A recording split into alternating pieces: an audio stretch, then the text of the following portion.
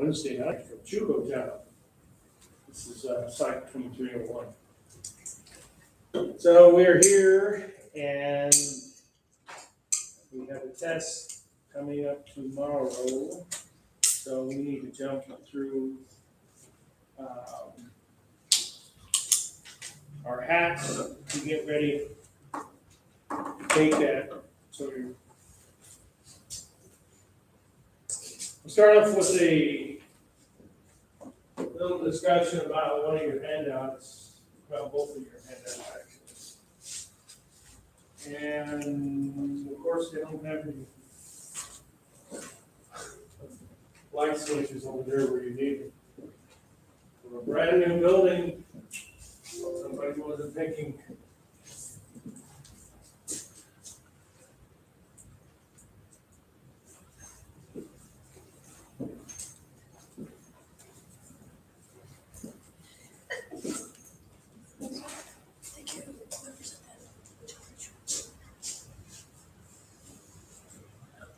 But I think easily the neuron would make the top 5.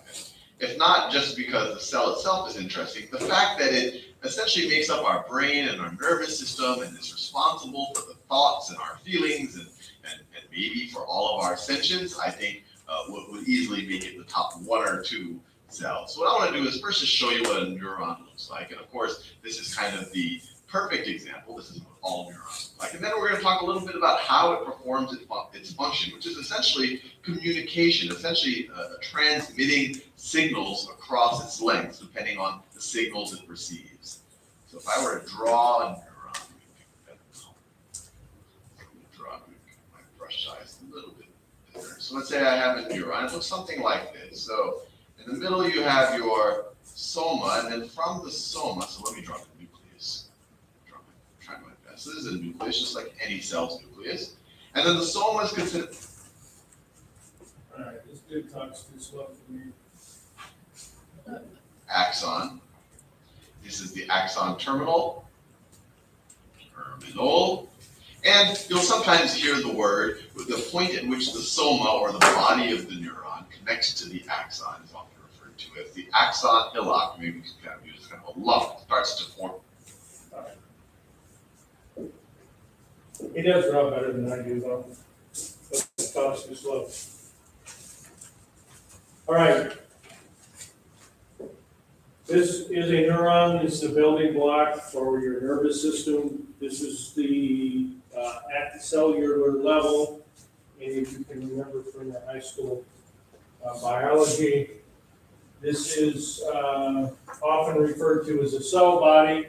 For those of you who are future nurses, you will refer to it as the soma because that's a more clinically precise word than using cell body. So these are the dendrites. The dendrites branch out and touch, well, they almost touch other neurons. So whenever you feel anything, if you pat the back of your hand, it is because you have sensory neurons that send the message up your arm, to your spinal cord, up into your brain, and tells you, yeah, I'm tapping my back of my hand. So the messages come in this direction, into the soma.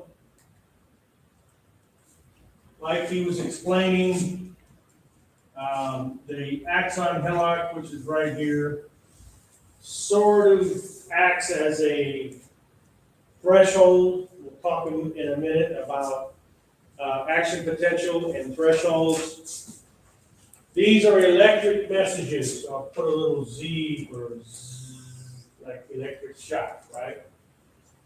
And if the message is strong enough, it will shoot a message down the axon this way till it gets to the very end. And although he didn't draw it yet, and I'll overemphasize the size, there are little terminal buds on each of these, which is the terminal branch. And these are terminal buds. Sometimes they call them buttons. It's the end of the axon. Okay? And so, somebody touches you on the back of your hand, your sensory receptors pick that up, they send a message from one neuron to another neuron to another neuron in a chain. The chain, of course, is build up your neural system. And finally, it gets to your brain to tell you what's going on. All right? So, this is like the only time a chalkboard would be good to have, but we'll work around it. The axon is the longest part of the cell. They can be quite long, sometimes feet in length. Not all of them are that long, but some are. And as it goes down the axon, this is still an electric message. All right, for those of you who are going to do a little more education when it comes to your field of study, this, for your sake, is an ion pump. You have potassium, and you have sodium. You don't need this, the rest of you, this is just for your medical folks. And these ions switch polarity and send the message down here, okay? Now this is something the rest of you do need to know.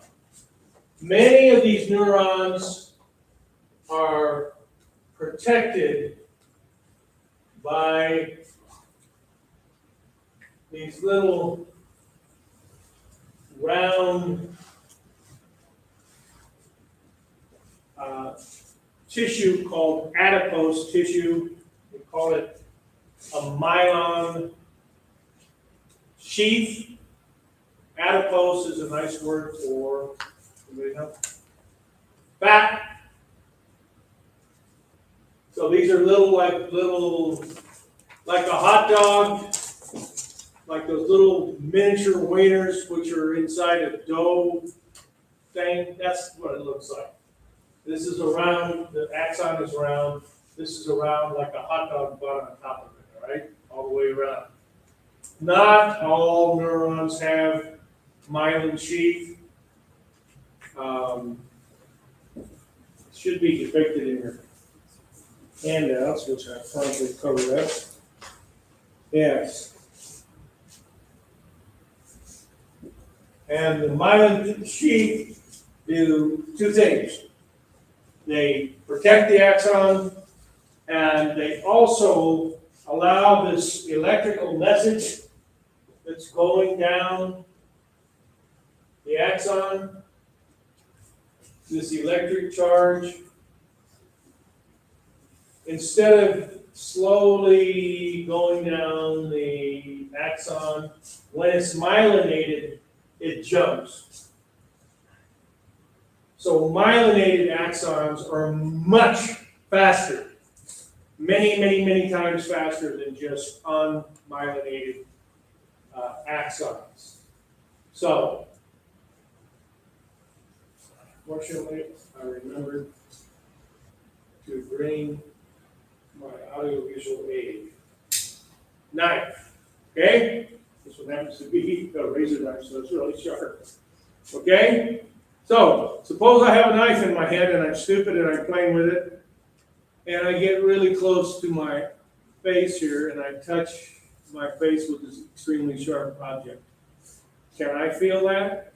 Yeah, I can feel it. That message goes to my brain. Hey, idiot, get the knife away from your eye. Okay? Because you have sensory receptors all over your face.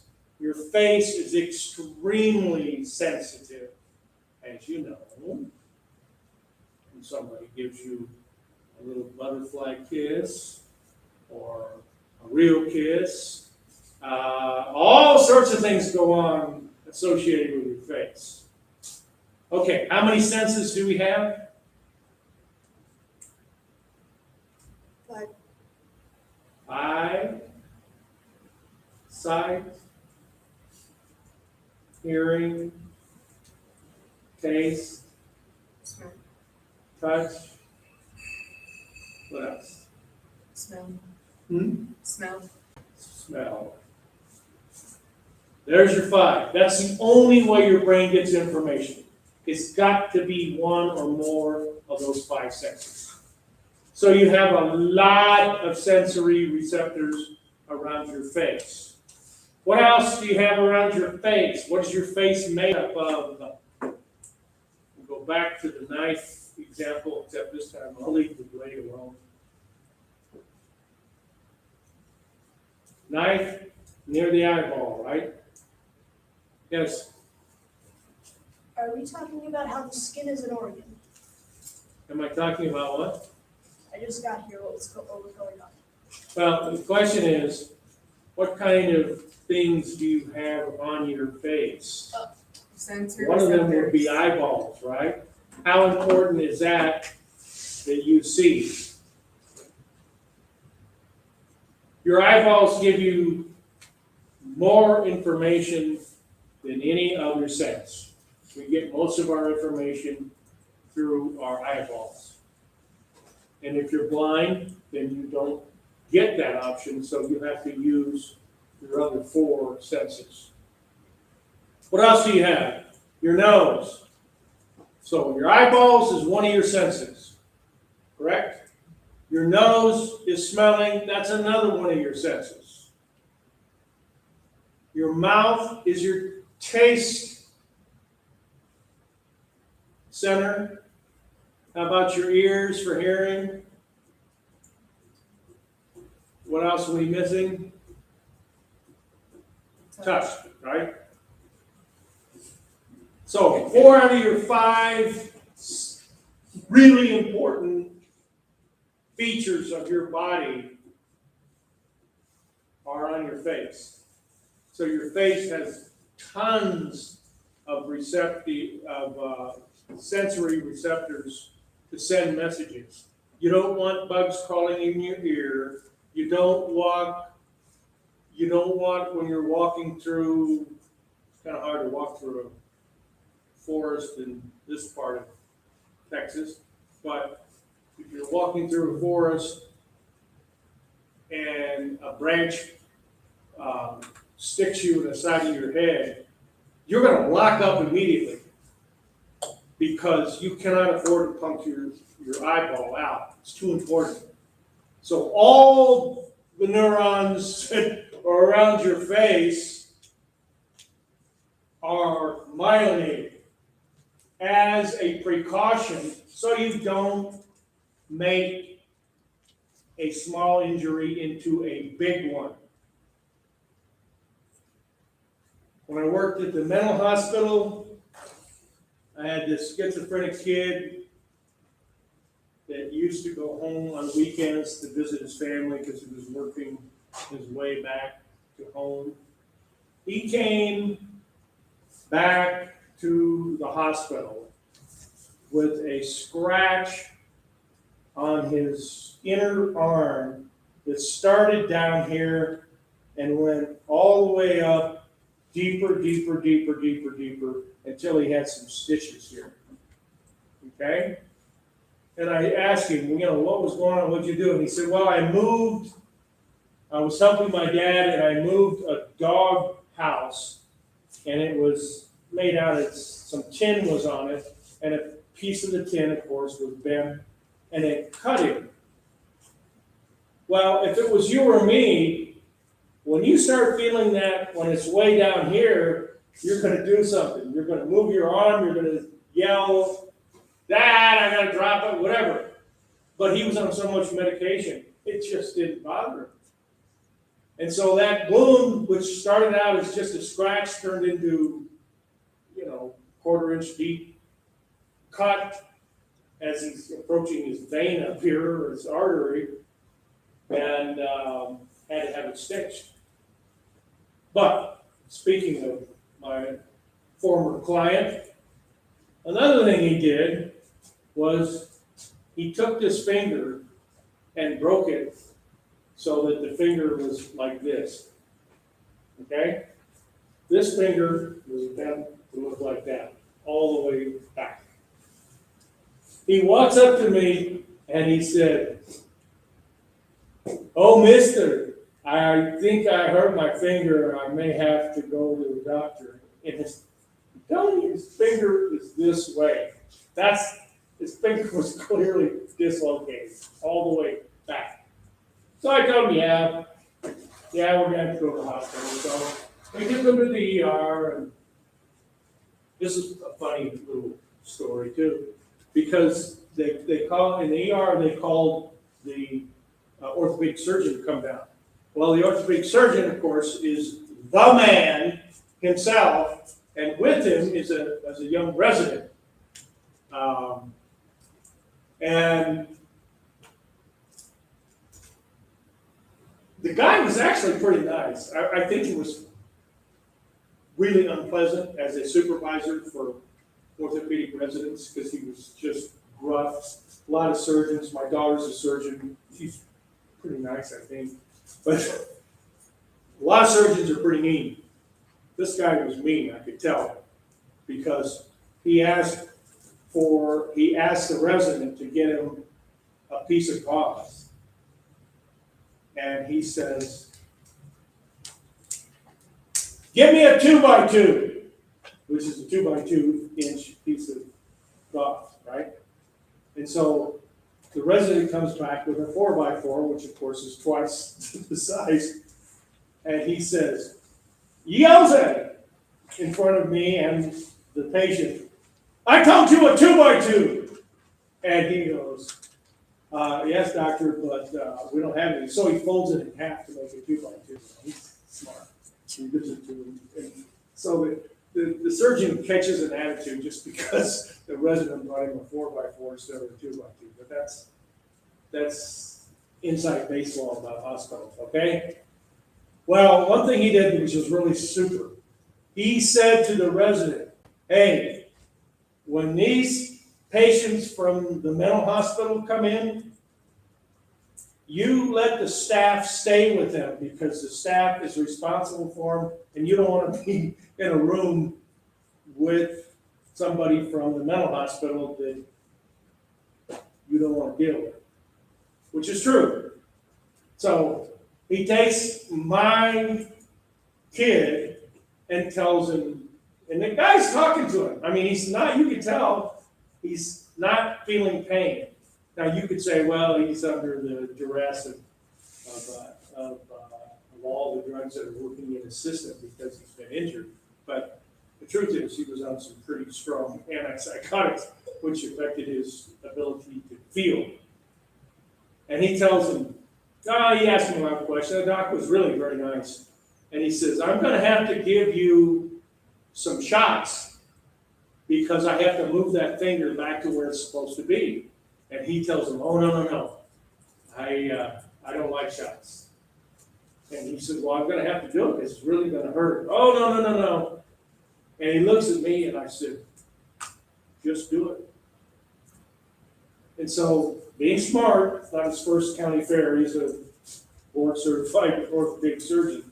So he takes his arm, of course, puts it under his arm so that his body is blocking the view. And he takes that finger right in front of me. He goes, "Okay, what do you think?" "Oh, doctor, that looks good." I'm thinking, holy Moses! You can hear it. So, the long explanation as to how neurons work or don't work. In this case, the neurons were working, but the message to the brain was not. which I don't think he gets into in this video at all. Doesn't matter.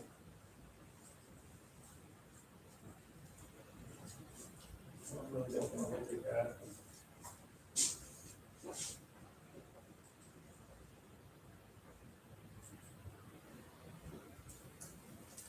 Okay, so on the back part of your neuron page, or actually not the back, because you didn't get the double-sided. I had to print this in my house. On the back, or I should say, the other side of your handout, or the other handout, I can get it correctly. The other handout is on this part of the neuron. Over here, you take a terminal bud, which looks, as it's blown up, it looks like that.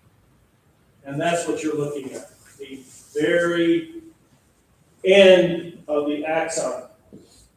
So, this figure on the top is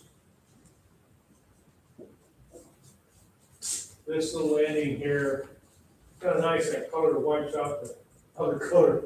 But anyway, this is the terminal bud, which is where all the business is. Inside there, as you can tell, you have vesicles, and these vesicles have an appropriated number of neurotransmitters, and they're all the same. This might be the serotonin vesicle. This one might be the dopamine vesicle. And the electric message comes down through the axon into here, zip, zip, zip. And it knows to go to the serotonin vesicle. When the electric message hits it, the vesicle moves towards the membrane, the edge of the membrane, kicks out a serotonin molecule. It floats across this area in the middle. Let's see how you have it depicted. You have more of a flat area, but it doesn't matter. This is a dendrite. This is a dendrite to a new. That thing takes out the color, isn't it? To the dendrite, the terminal, axon terminal ending almost touches the dendrite of another cell. There's a little gap here, which we call the synaptic gap. Those of you in the medical profession are going to call it a synaptic cleft, C-L-E-F-T, because cleft is a more medically precise term. You may have heard the term cleft palate. Anybody ever heard the word cleft palate? Knows what it is? What is it? So deformity in the palate. The palate, when that person was being, believe it or not, your eyeballs are on the side of your head when you're really very tiny inside, and they move forward and connect in your face. This little part here on your lip is actually evidence that your face used to look like a flounder with your eyeball over here and your eyeball over here before it moved together. Okay? One of the things that moves together is your palate. And if it doesn't connect, like everyone in here's did, then you have a gap. That's why we call it a cleft. And you usually see it in the person's lip, because their lip doesn't go together either. So they have this big old snag here and on the inside, the palate is messed up. So it's correctable. My oldest daughter, the surgeon, is a ears, nose, and throat surgeon. This is the kind of surgery she does, along a lot of other things. So they go in, they correct the palate, they connect the palate, and then they sew the lip together cosmetically. But you can always tell when somebody has a cleft palate, because there's always a huge scar. You know, if you're a male and you want to grow a mustache, you can cover it up, but if not, and if you're perceptive with your ears, most people who've had a cleft palate speak with a speech impediment. Even if they go to speech therapy, they still have a speech impediment that is noticeable. So that's why we use the word cleft and not gap. All of the pharmaceutical drugs or other drugs, well, pharmaceutical drugs, but not psychotropic drugs, all mental health drugs, all occur in the synaptic gap in the brain. But there's a bunch of other medication that affects this too.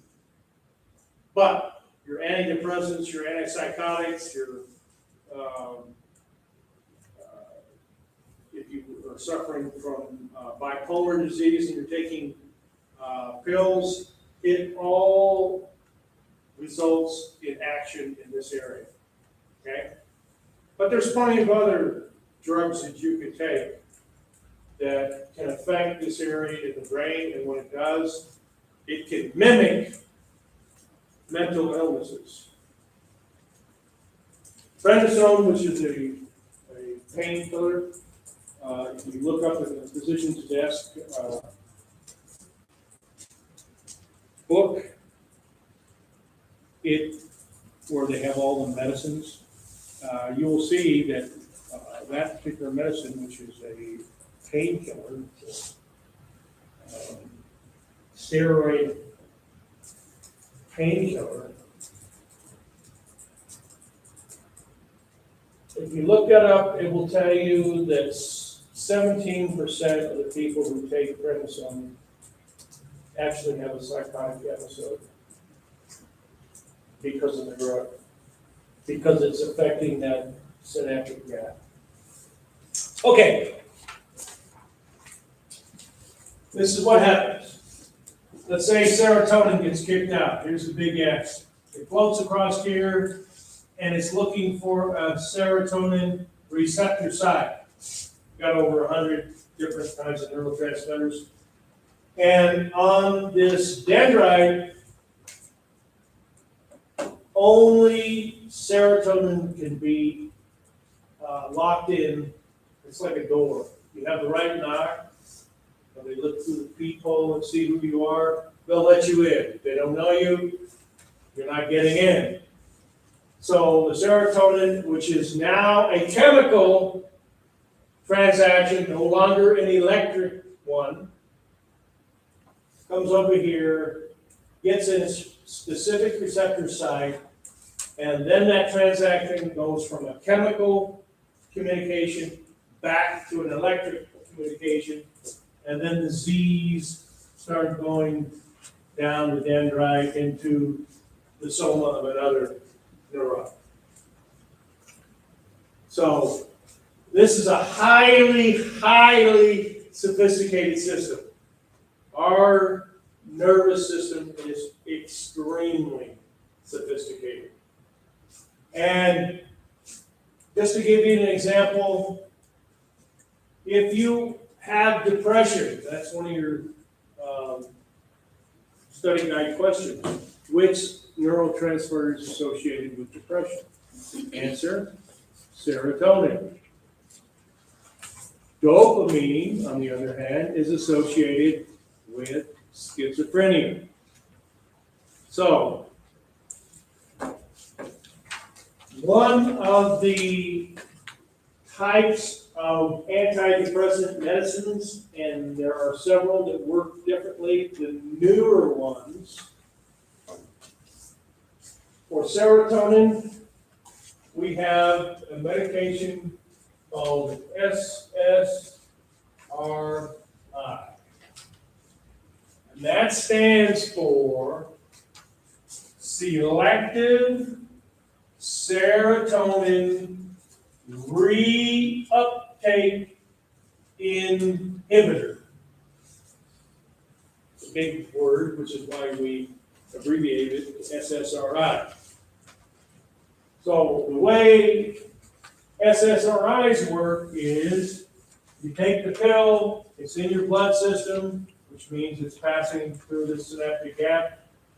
And the SSRI selective serotonin, it's looking for a serotonin molecule floating around in the synaptic cleft. And for some reason, it can get a hold of one of these serotonins who's already passed the message. It's on its way back to go back to the sending neuron and go back to the vesicle, because your body always wants homeostasis, right? Anybody cold in here? If you were, you'd want to put a sweater on or something.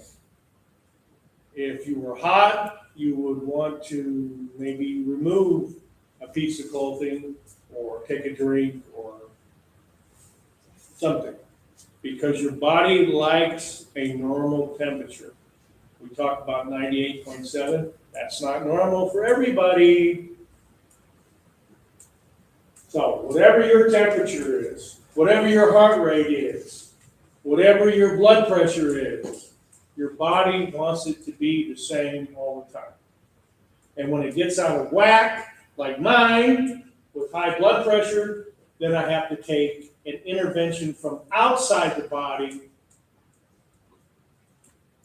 to lower the blood pressure, because my homeostatic abilities in my body are not working, which is why I have elevated high blood pressure. So, SSRIs are an antidepressant, and that's how they work. Now, why does this help? We can't tell you that. Because on the surface you would say, hey, wait a minute. Lower serotonin is associated with depression. Isn't that right? Yes, you're right. Then why taking a SSRI, which locks up the serotonin and makes it unavailable to go back, makes it unavailable to go forward, it's just floating in purgatory here forever. Why would that help you with depression? Oh, I know, because your vesicle wants exactly 100 serotonins. And when you send one out and it doesn't come back, homeostatic forces are in play, and they send a message back to the soma and say, hey, soma, we're missing this, serotonin went AWOL. Send me a new one. And so it creates one and sends it down there, and then the vesicle's back at 100%, and you're all good to go. Well, how does that help you? You've got one bouncing around that you can't use, and now you're back to where you were. We can't tell you. How does aspirin work? Can't tell you. Can't tell you. So, all right, that explains the synapse. It's called a synapse because it's showing you the ending of an axon and the beginning of a dendrite and the synaptic gap. That is the three parts of the synapse. Or if you listen to any of these British videos I have on Blackboard, they call it a synapse. So, okay. Well, you have any questions about, actually, you might have a question about one more thing we haven't talked about, so let me talk about that. Then I'll slow down. Action potential. got a video on this too. You need to go to Blackboard and watch these videos. I'll explain a lot of things going on. This is a graph, 2 axes. And it depicts an action potential. There is a threshold. Oh, before I get to threshold, I guess. There is a basal line where you are at homeostatic equilibrium. Nobody's touching you. Okay? So when somebody touches you, if they touch you with enough, if the touch is significant enough, it will pass through the threshold. Because, anybody here besides me had a hearing test? Test your ears? You remember it? This is what they do. They give you a very low sounding tone, and then they build it up until you can hear it. So they give you a little clicker. When you hear it, hit the button, right? So they start below your hearing, which is below your threshold. So they send you a message here. Well, they send you a message. You get it, but you can't hear it. You're not consciously aware of it. So then they send you a stronger one, and it goes here, and you still can't hear it. And then they send you another one, and if it is beyond the threshold, then the action potential will fire. So this is what happens. You're at basal level. You get a message, a tone in your ear. You are above the threshold, so the action potential goes up. Then it comes down and overcorrects. It goes actually below normal, and then it goes back to normal. So, for our purposes, we're not going to discuss polarization and depolarization and all that stuff. That's all great if you're going into medicine, but we're not. So, this is the action potential. It is like this light switch. It is either on or it's off. I have a question for you. Hopefully, when you do that with your hair, do you have any dead hair that comes with it? Like if you went like this, would you give me one? Because I need to. I used to pull out my own, but I don't have it. Oh, okay. Now don't pull it. Look at this. I can't even see it. Did I get it? No. Damn. Are you sure it's there? Where is it? Right, you can- Oh, wait a minute. I swear I can't even see it. Hard to do a demonstration if you can't see what you're trying to demonstrate with. Get out again and find my other glasses. Oh, these are right ones. Okay. Still have your hair? Oh, what a nice contrast. Oh, no, it's. Perfect. Perfect. Now let's find somebody. Okay. All right. You're going to be my victim here. My demonstrator. All right. Do you mind pulling your shirt up a little bit? Up this way. Okay. Now, don't look. That's right. Turn your head to the left.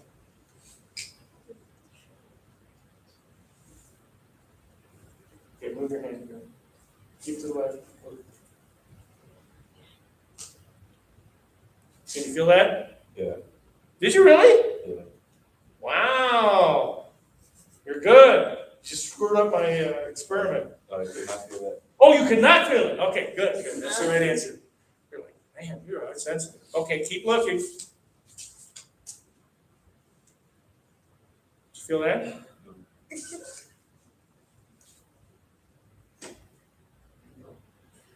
Feel that?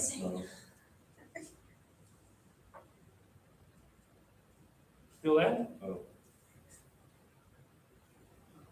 Feel that? No. I feel like I'm watching a comedy skit. What's the other one? What? Feel that? Yeah. All right, perfect. That was a perfect demonstration, okay? Why did he feel it down here, but he could not feel it here, here, here, and there? Why? Hmm? No. That's why you gotta look the other way so they can't see it. Is it because you're closer to your hands? It's because of what? You're closer to the hands? Yeah, and what does that mean when you're closer to your hand? Touch? Huh? Your touch feeling?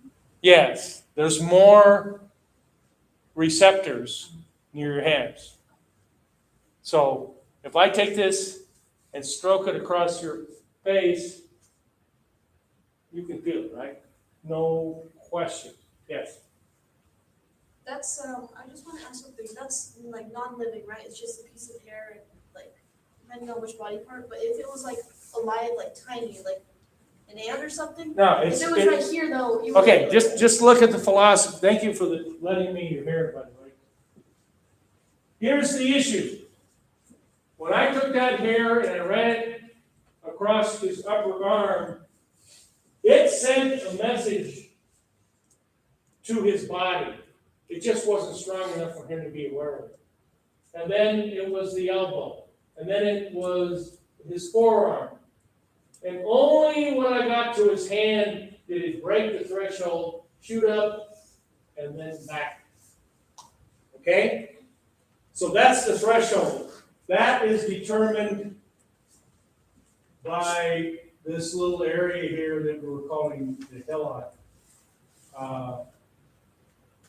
On the axon, if the electric charge is strong enough, it will go over the threshold just by listening, beep, beep. If it's above the threshold, you can hear it. If it's below, you can't. You're not a dog, you can't hear as well as a dog can hear. And if you're an old dog, you can't hear what you guys can hear. So when they send me a message, you can hear it, but I can't. 26 years in the military, dealing with explosives, I don't have good hearing, okay? And it doesn't help that I'm old, but even if I wasn't old, I still wouldn't have good hearing because it got ruined in the military. So that's the action potential, okay? And frankly, I don't remember if there's an action potential question on the examiner. Yes, there is. I'm looking at it right now.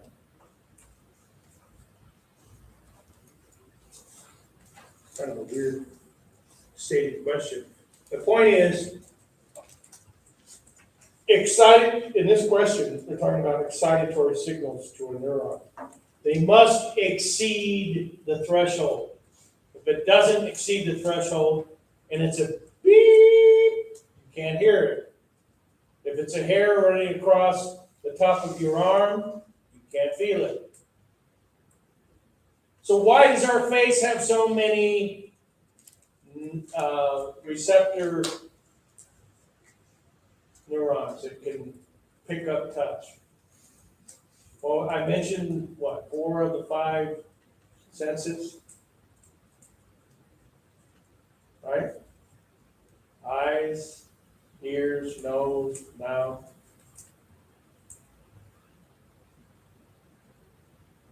Touch more gets into hands, right? And what do your hands do for you? Damn near everything, right? If you were missing a hand, or if you were missing both hands, you would be in a lot of grief. That's why you have a tremendous amount of sensitivity on your fingertips and other parts of your hand, but not so much up here. Okay, I know this is not a human sexuality class, hint, hint, Where else on your body do you have a lot of sensory receptors? In your, yeah, you got it. In your sexual organs. Hopefully, they're very sensitive.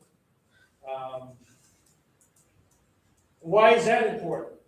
Because I like to have sex. Yeah, that's right. That's right. That's important. But evolutionary wise, it's important because if you have sensitized sexual organs, males and females, you're more likely to hit the spot when the lights are out, you know? So it's important for the life of passing on your species. Because, you know, a lot of animals, they don't think about sex. They have to be triggered some way to get in the mood to have sex. Usually it's a smell or a sight that gets them going. You know, you'll say a cat is in heat or a horse is in estrus. If you know anything about farm animals, they can go crazy trying to get at another animal. Kind of like some bars here on Friday night, same way, well, for different reasons. Okay. Well, hopefully by now you've had a chance to review these questions on the study guide. Because otherwise, we're not gonna be able to talk about them. I mean, I can go over some, but if you haven't looked at them and you don't have questions, it's probably not gonna be as helpful as if you have, so.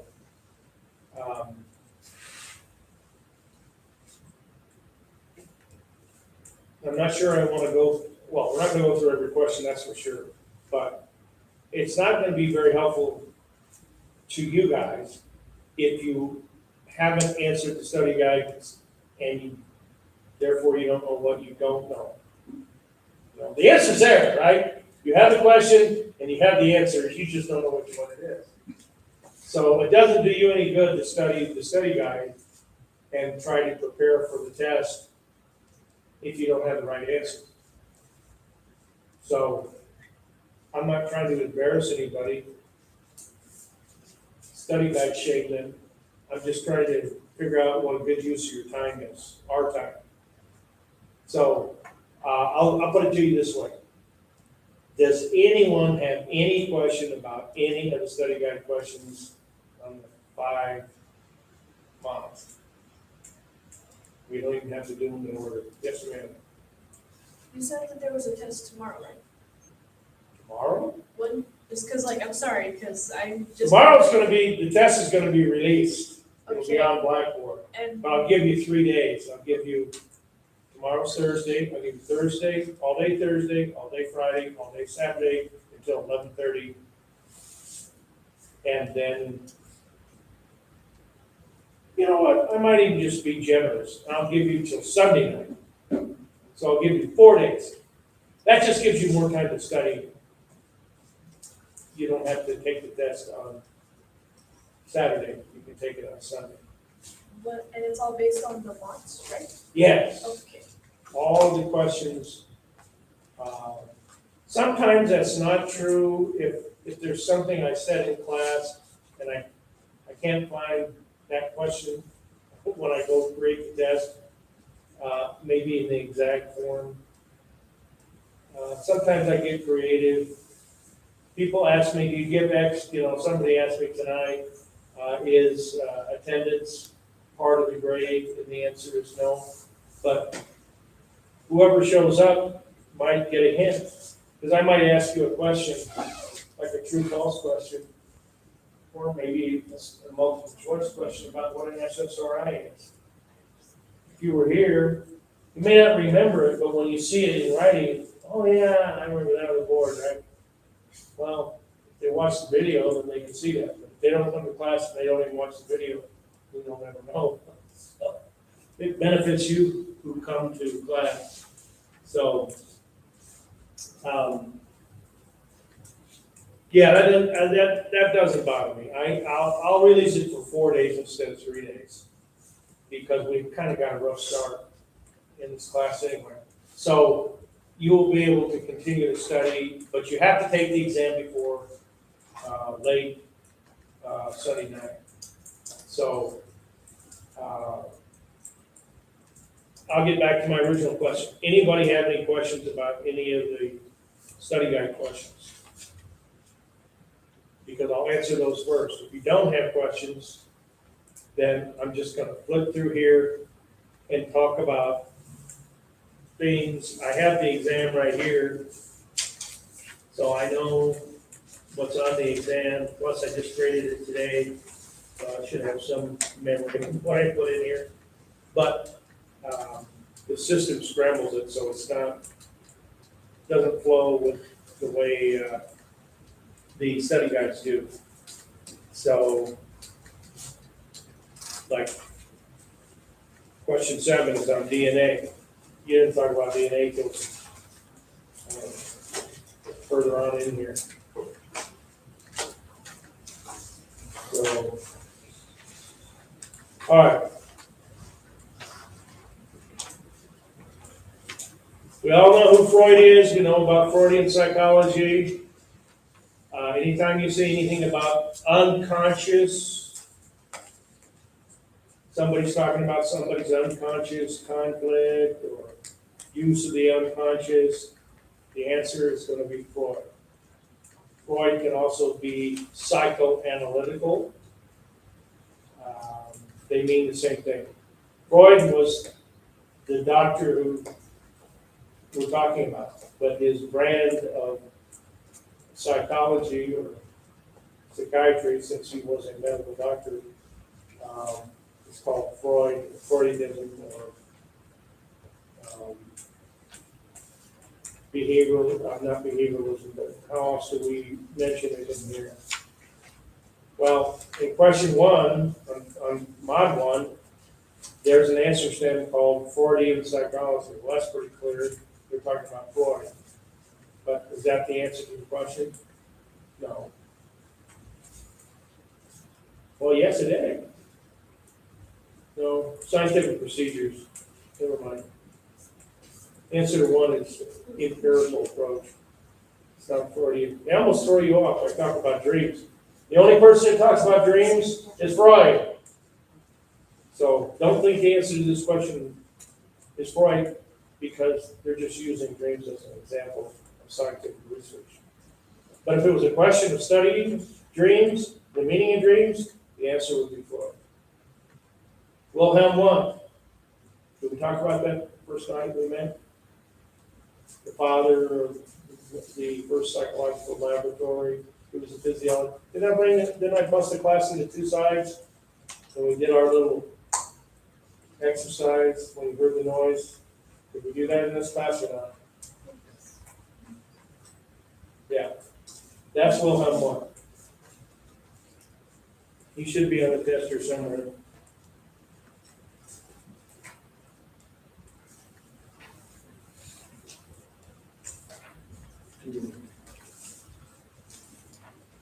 Maybe he didn't make it.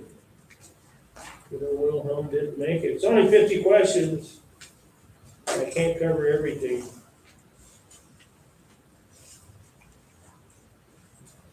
No? No? I guess he didn't make the test. I thought he did. Apparently he did not.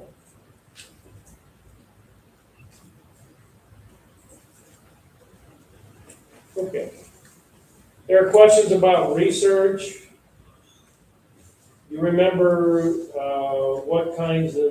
what are the 3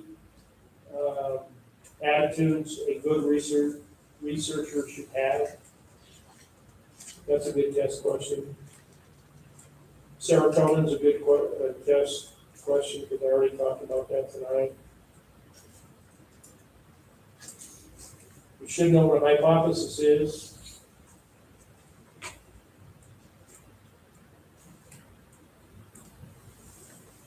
Right. Well, I was wrong about that. You know who Charles Darwin is. You know what natural selection is.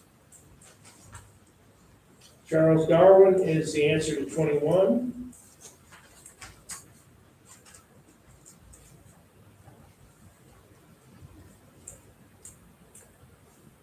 Oh, look at 31. What's the answer to 31? Freudian psychology. Why? Unconscious thought. What was it again? 31. Not Uh, one. The answer? What? The answer? Yes, that's the answer. Freudian psychology. Freudian? Freudian psychology. Look on answer stem B, answer question 31, and you'll see Freudian psychology. So I just told you, if you saw a question asking you about the unconscious, the answer's going to be Freud. And there's a good example, 31. Carl Rogers and Abraham Maslow are humanistic psychologists in 33. 34, humanistic psychologists focus on potential for growth. So 34 is deep. If we go through on the board the definitions of psychology, it started out with the study of the mind, then it went to study of behavior, and then in the late 60s it became the study of mind and behavior. We talked about that on the board. All right, that's a good test question. Yeah, what's your question? So the 35 would be C, since you're talking about the mind and behavior. 35? Yeah. Yes. C, behavior and mental processes. That's the definition of psychology today.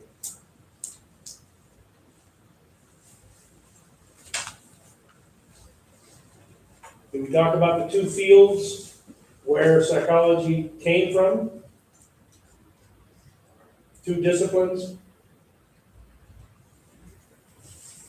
Wilhelm Wundt, what was he? What was his expertise? Well, I don't think we talked about Ivan Pavlov, but he's another example. Would the two be biology and psychology? Well, they say biology, but really the best answer is he was a physiologist. But if you think of biopsychosocial, physiology is in the bio side. We talked about biopsychosocial, the three spheres. So, bio's one, or physiology. And what's the other one? They created psychology.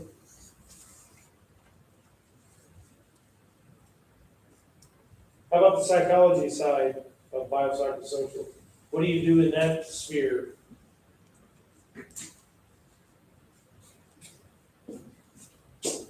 You have bio, social, psych. Psych is abbreviated by the Greek letter psi. Social is called social, and all the rest is called bio. These arrows mean they interact with each other. It's a dynamic diagram. The old days, nature versus nurture. This was nature, what your parents and your creator gave you, and how the environment acted on you was social. They didn't talk about psych. So let's talk about psych. What's in the psych side? You know what's in the bio side: chemistry, biology, physiology, anatomy, all that's heredity, genetics, that's all in the bio side. What's on the social side? Your family, your education, your church, your neighborhood, your TV programs you watch, your education that you receive, that's all part of your social side, the old nurture side. And then what is this? The psych part? That's your thinking. What do you make out of it? Something happens, one person sees it one way, another person sees it another way. If you're the kind of person that worries and ruminates about things because that's your psychological style. Overthink. Well, you might be prone to get depressed because depressed people tend to think about something over and over and over again. Their crummy life. Okay? So the psychology side really comes from philosophy, because that's what philosophers do. They sit and think about the world.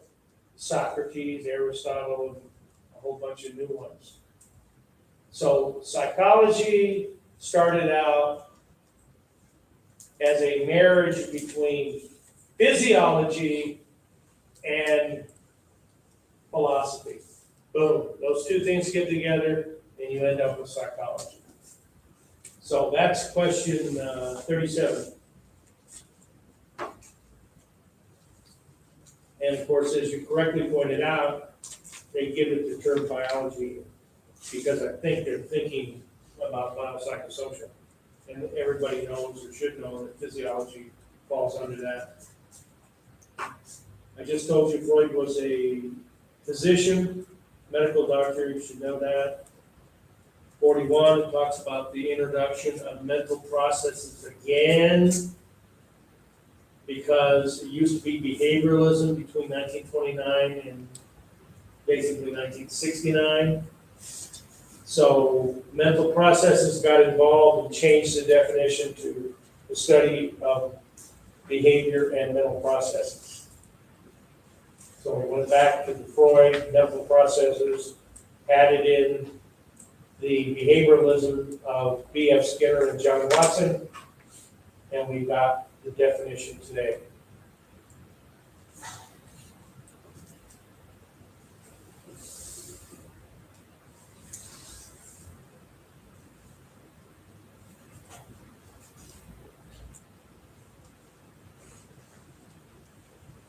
Okay, there's John Watson question.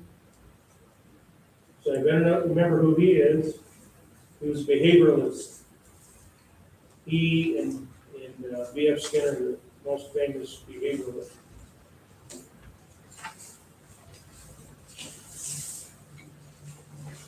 Positive psychology is one that focuses on human growth, potential for human growth. It promotes human strengths and virtues. That's positive psychology.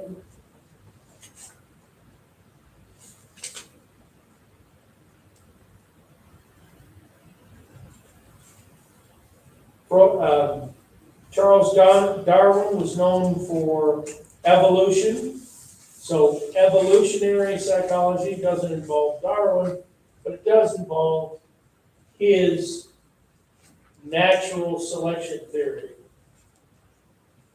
sometimes called survival of the fittest. But on the test, when you see that term, natural selection, well, you'll know that that's associated with evolutionary processes. And if it's evolutionary psychology, then it's going to be talking about natural selection.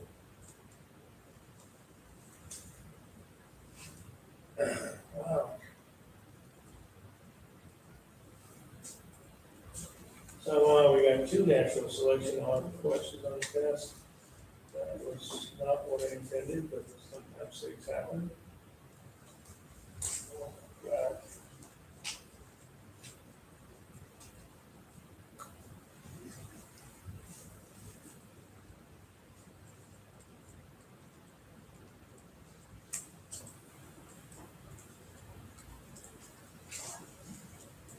Well, I think I'm gonna have to go back and redesign this test. There's a question that I don't think is on the test.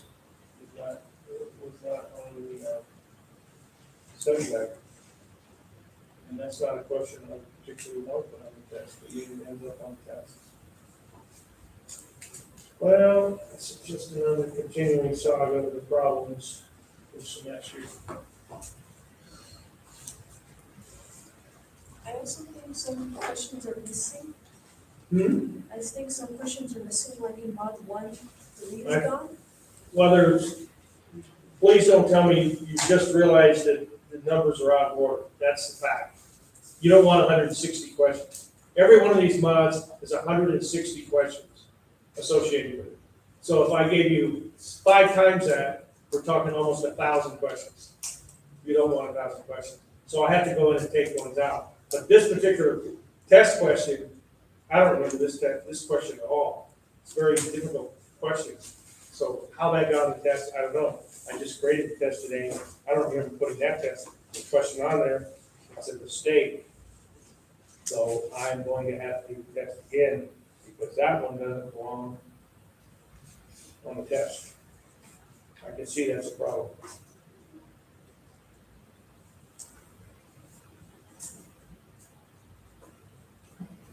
Very difficult to take even the number of questions I give you, which is usually maybe around 60 for a mod. That's times 5, it's 300 questions. So I have to boil down 300 questions to 50. And I don't want to put questions that are very arcane, not something we talk about, not something I would like you to remember. So, all right, let's put it this way. Let's go through the study guide, and I'll give you some ideas about potential test questions. How about that? Because I'm gonna have to rework this test, because obviously if it's got one screw up, it may have more. So I don't know how that got on the test. But it can all be changed. Okay. Question 9. Anybody have an answer for that on mod 1? Read. Questioning, first of all, we better agree that we have the same study guide. Questions, questioning whether conclusions are warranted by the existing evidence. That question? Is that what you have? The answer to that is critical thinking. That's what critical thinking is. That's a good test question. It's not on the test right now, maybe it will be when I do it again. And there's not a Wilhelm Wundt question, which is the very next question, 12. That's a good test question. What was he involved with? Experimental studies of what? Mental processes. He was originally a physiologist, and then he associated the mental processes that happen when you put your hand down to either a noise or a particular. So 12 is D, mental process.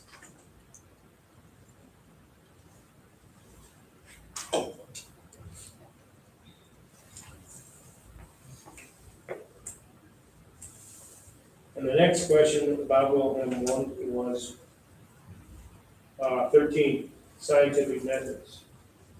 Right? So those are all three potential test questions in a row. I'm not gonna ask you anything. Well, question 2, I already suggested that might be a test question. Question 5 as well. Question 5 is critical thinking as well. So that's 1, 2, 3, 4, 5. 5 questions off of page 1 that would make good test questions.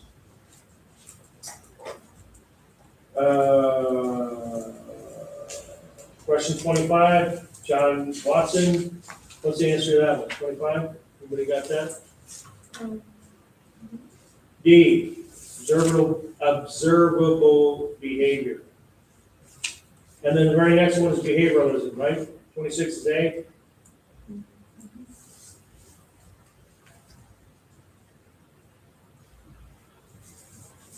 '31, Freud, we already talked about that. Carl Rogers, Abraham Maslow, which is 33, humanistic psychology. And 34, humanistic psychology, we answered that one. 35, we already know the answer to that one, behavior and mental processes. 37, we know the answer to that. We also know the answer to 38 because I told you Freud was a medical doctor.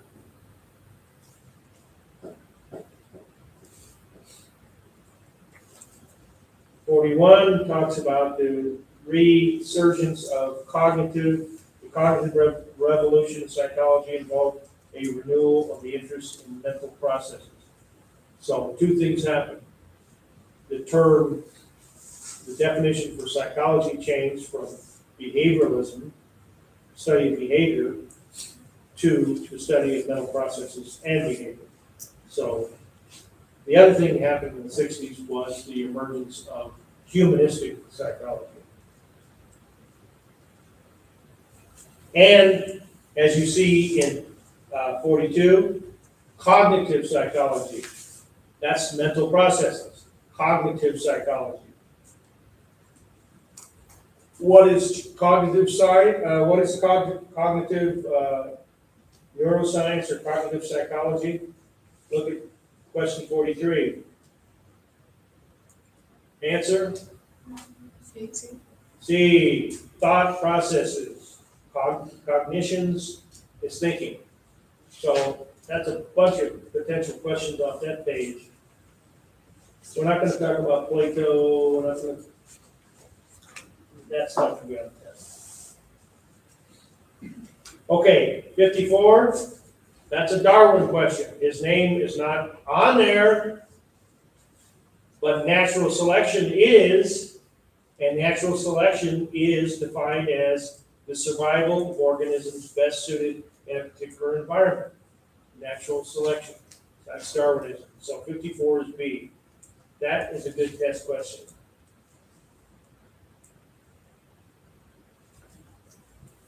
We sort of already answered 65 as being positive psychology, right?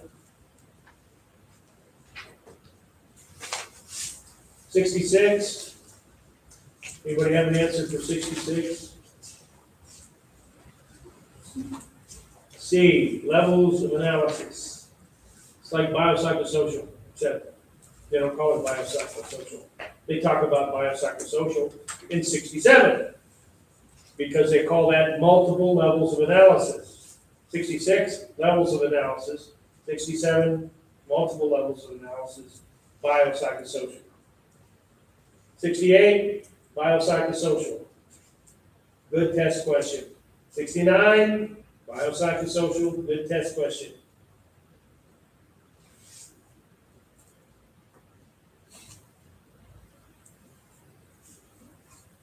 '79, Freudian. Oh, but Freud's not down there. Yes, it is. Psychodynamic is Freudianism. Analytical or psychodynamic are both terms to describe Freudianism.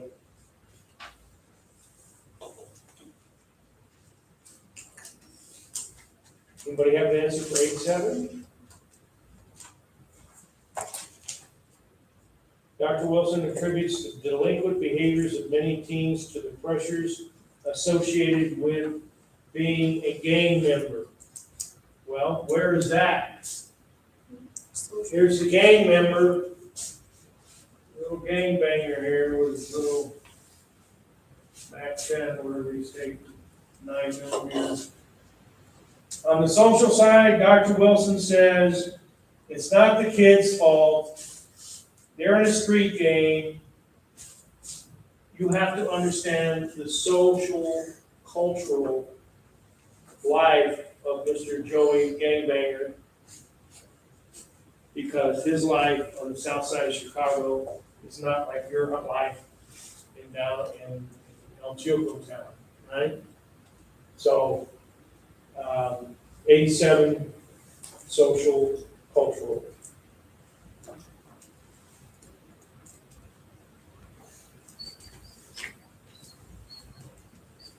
'92, good test question. Anybody have an answer for '92? Roberts studies how to best assess individual differences in traits such as impulsiveness and sociability. It would have to be social psychology, right? If they're gonna be talking about sociability, how do you function in society? Answer A, so 92 is A, good test question. 93 is also social psychology, which makes it a good test question. 97, that's a potentially good test question. Clinical psychologists are specialized in providing therapy to troubled people. And they do diagnostic work, which they should have put on there, but they didn't. Okay, that's the end of good questions on Mod 1. So flip over to Mod 2. Let's see if we got any good questions in there. How about number 3? Anybody have an answer for 3 on Mod 2?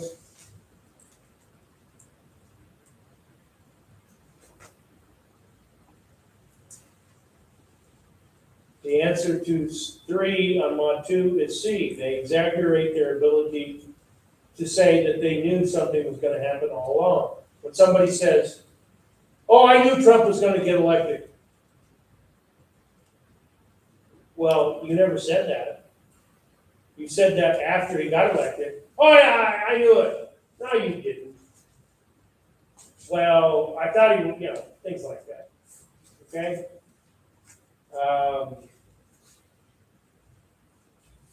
How about 11? Now, that's got to be a really simple question. Our tendency to believe we know more than we do best illustrates what?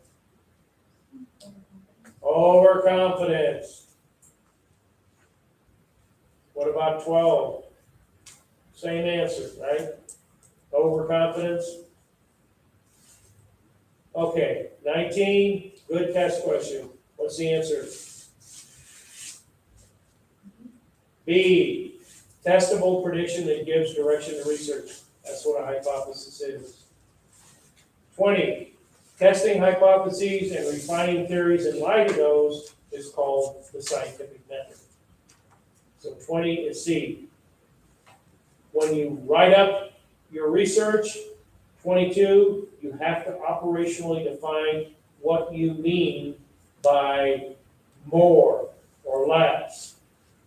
You can't use a word like happy. I'm testing this drug to see if people feel more happy. Really?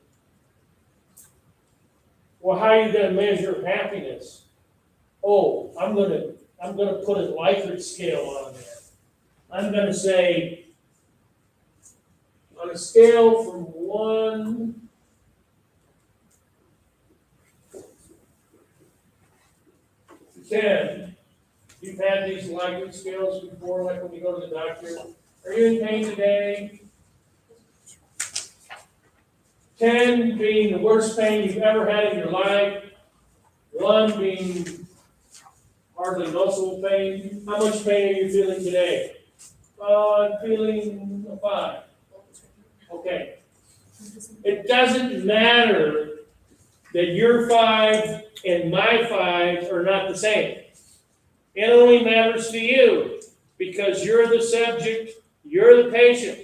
Why do I want to know today when you walk into my medical office that your pain level is at 5?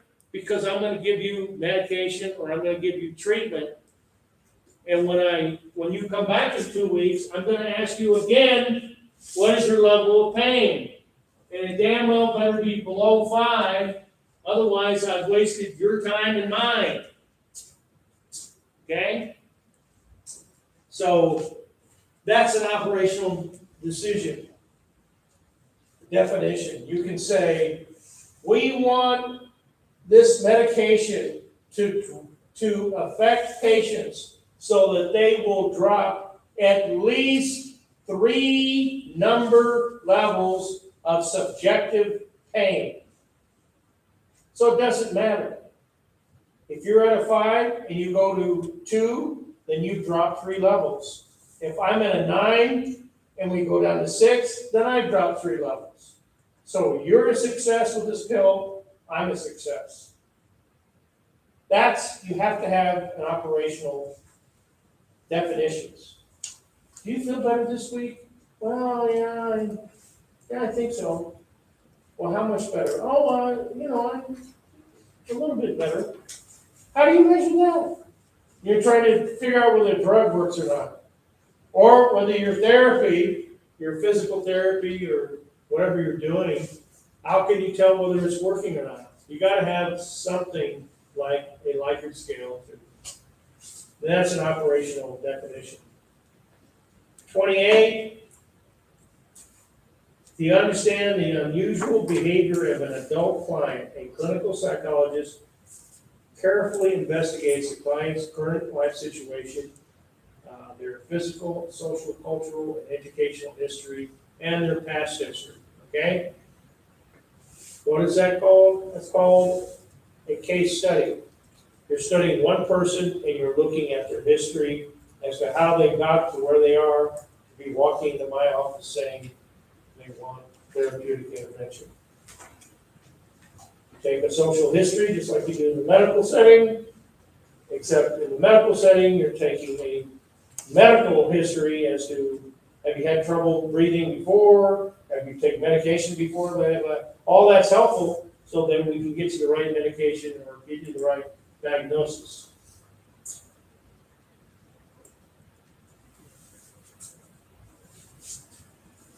That's 28. So 28 is case study. These other questions, they're pretty simple. Naturalistic observation, 33. That's where you watch something going on in its natural state. If you want to know how children react when they hear or see something, go in their environment and something occurs and then you observe it.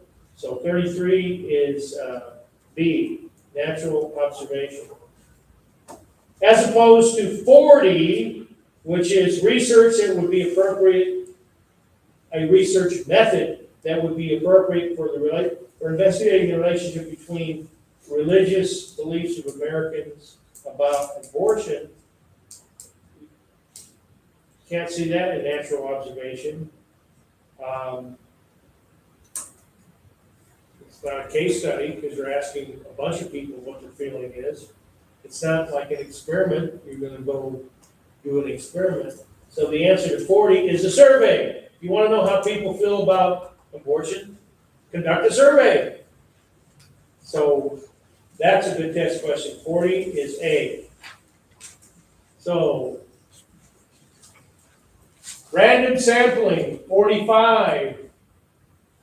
Good test question.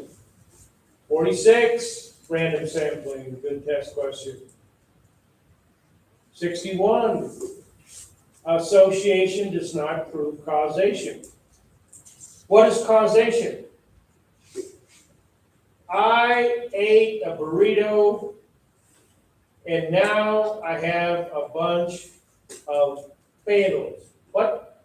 Yes, ma'am. So you updated the study guide online because none of those questions are on there.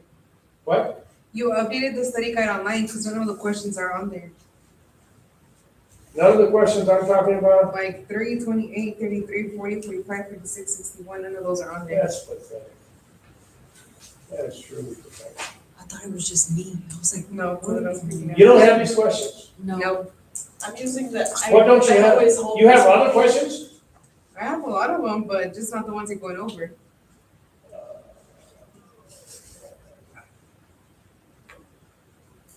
Yeah, well, what else doesn't surprise me? Well, that's a problem. And I don't know how that problem occurred. If you can just read the questions, I can type it real quick. Hmm? If you can just read the question and the answer choice. Well, let me see what I have on my blackboard, see why there's a disconnect. Pick up.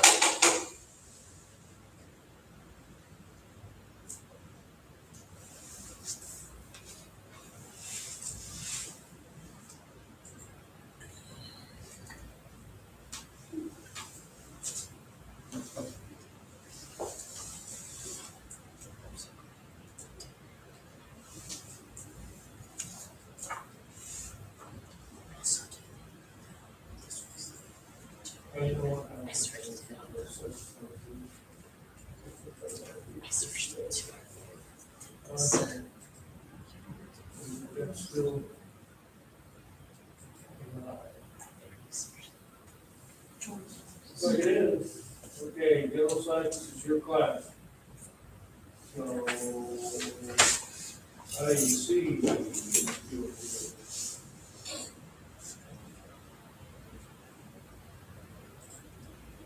It's number 2. Is that what yours look like or not? Number 1 is fine, it's number 2 that's not. 3 key attitudes of scientific inquiry? Module 2, Oh, mod one's fine? yes. Yes. Okay, well, that's better than all of them not being screwed up. That one. Yes. We're missing question 3, question 28, question 33, question 40, question 45, 46, 61. No wonder I'm looking at blank stares.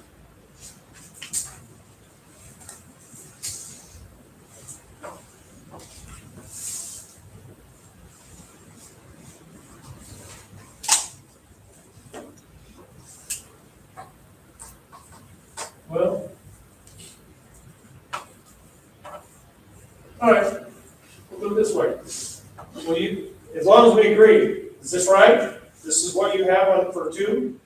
Yes. Well, then I just won't use this. I'll use, assuming I have these. This is a big assumption. Okay. All right, let's go through these to see whether which one is screwed up and which one is not.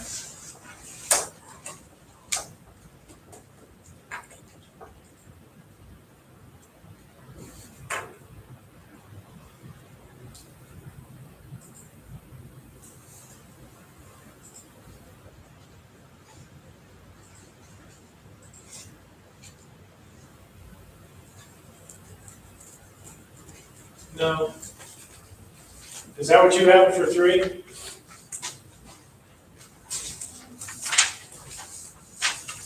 It's not. No. Down.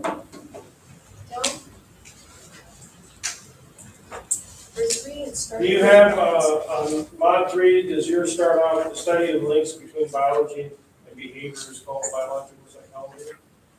No. Mine starts with the average price of different bands.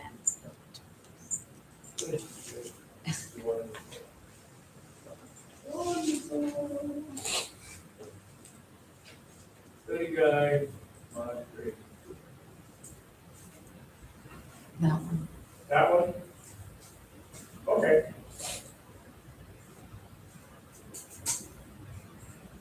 All right, well then that leaves 4. The average price for different brands of toothpaste? That's correct. And the next one, when you read the bar graph, that's correct?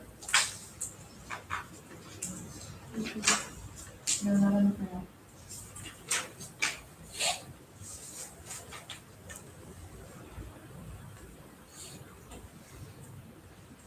No?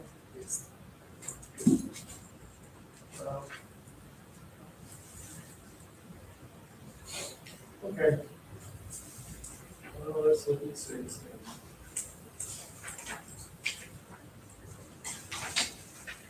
Do you have 6? It's on my end, that says 1, 2, 3, 4, 6 study. These 2 sets of information do not jive. I can tell you that. Where did you find 6? In here? Yes. Yes?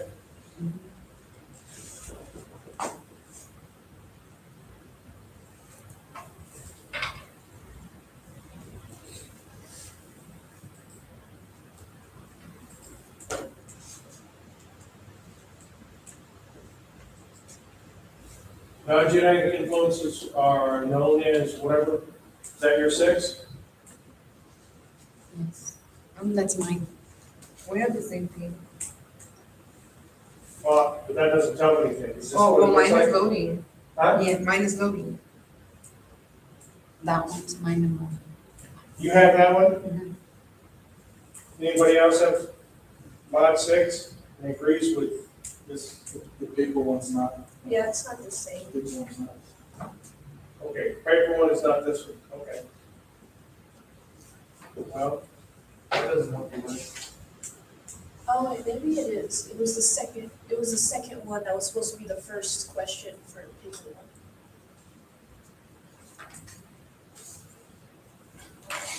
well, the thing that bothers me is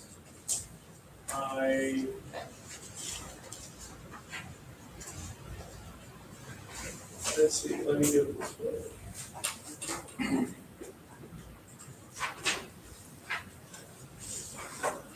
Give you some insight for these problems.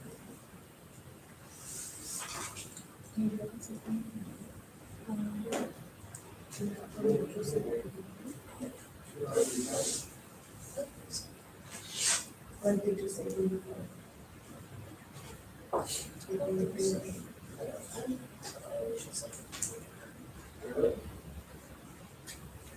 I don't wanna take up space.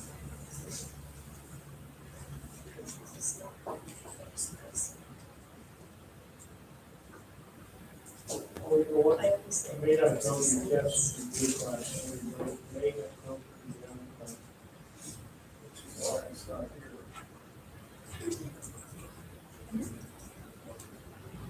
I'm quite sure that's what happens, but let's see what they have.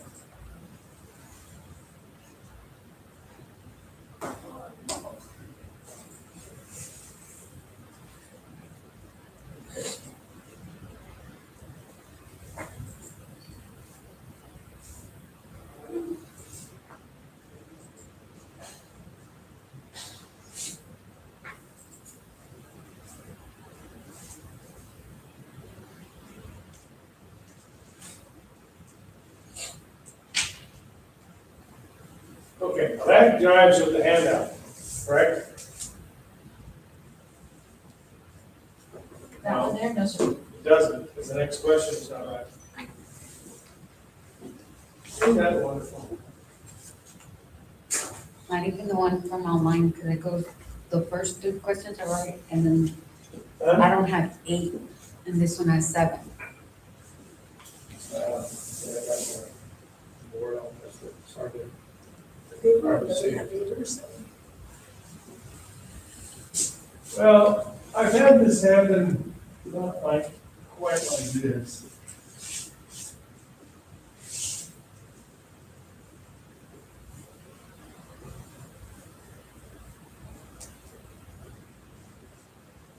What I really don't like is wasting your time. Spend time and energy answering questions. You know, and my problem is I have to be able to get these study guides off of the Worth Macmillan,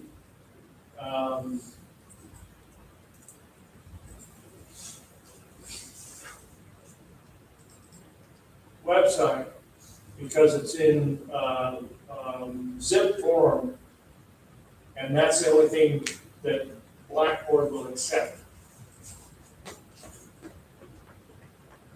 And I am dependent on them to have a compatible,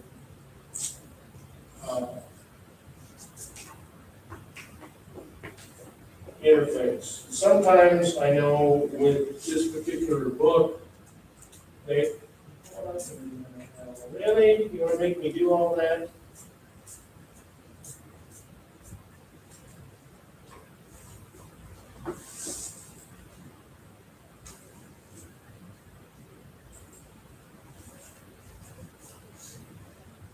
Okay.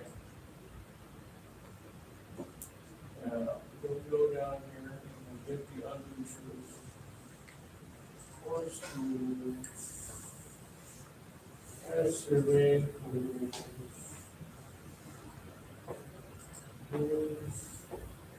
Okay. Well, there they are. You can see right here, 134 questions in Mod 1. So that's been cut down by me to, looks like 28. That was on September 7th. So,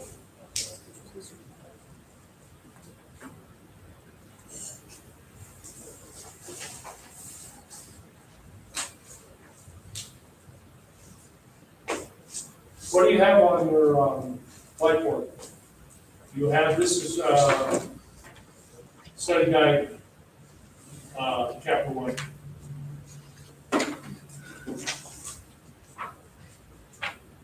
Does it agree with that? 3 key attitudes of scientific inquiry. Please go. It's number 2. That's No. number 2. Doesn't, Number 2. It's question number 2 for us. it starts with number 2? So 3 key attitudes is question 2 on Blackboard. Okay. Along What about Wilhelm 1? Is that question on there? That is question 12 yeah, on Blackboard. on handout 2. Well, it's possible that this thing's scrambled.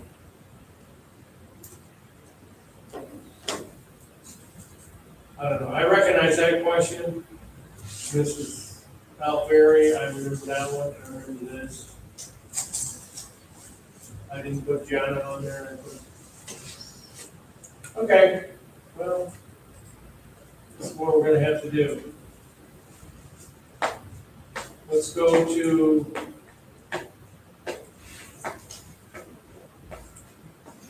I don't have a,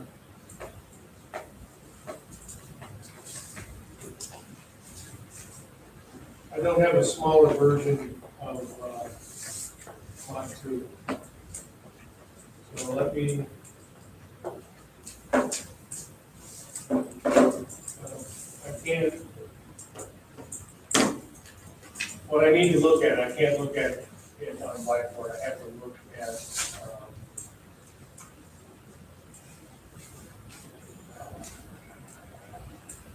I have to look at my file that I save these in order to know what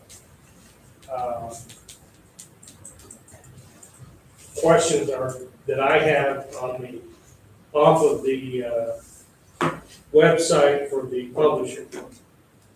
So, okay. Well, that's the bad news. The good news is everything you study, it's the same mods, just different questions, right? So I have to get to you, not obviously this handout, but another set of study guides that track what's in the system right now. Otherwise, I can't create a test that has the right questions on it. They might match, because the publisher changes things around. And so when I actually go to create a test, it will scramble it. So I can't look at my test and say, these questions are off of the study guides unless I read all of the study guides to say that question's on there. So my intent is not to give you a question that's not on the study guides. Okay? That's the whole purpose of giving you the study guides, to focus your attention on what might be on the test. I mean, it organizes lectures and it organizes your thinking. I don't spend a lot of time talking about statistics. You still have to read that chapter about all the statistical methods and all that. But that's not gonna, for the most part, gonna end up on a test. Easier question like, would I do a survey to figure out the attitude of abortions? I'll ask that question on the test. I'm not gonna ask you more difficult questions on statistics and research methods. So, what it looks like to me is I go back to the grinding with stone and create new mods for you to track what's in the system. Because I can't create a test on Blackboard unless it comes from their database.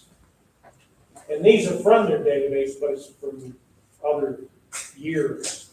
So what you saw right there, those 6 in a row, I just got those off the website, so I have the latest ones, and they're not tracking. So, all right, that's not fatal, just kind of a pain in the butt. All right.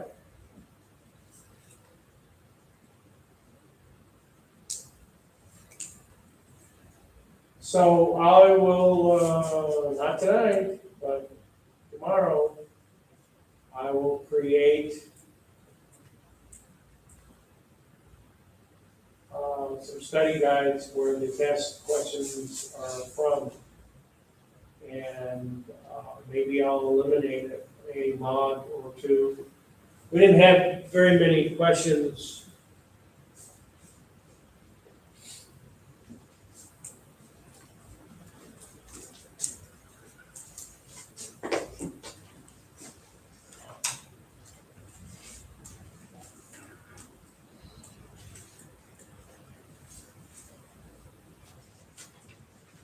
What is it, mod?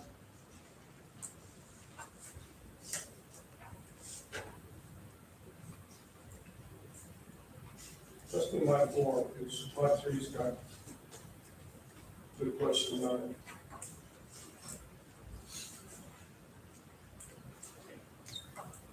Mod 4 is really,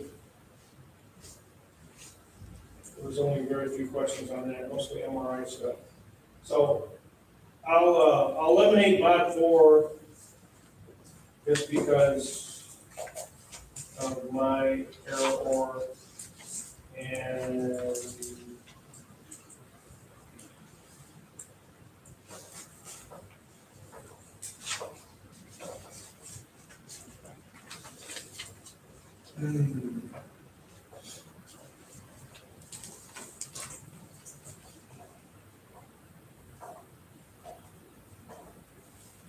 I guess, all right, I guess I'll eliminate mod 6 as well. So I'll make a test. Write this down so I don't forget.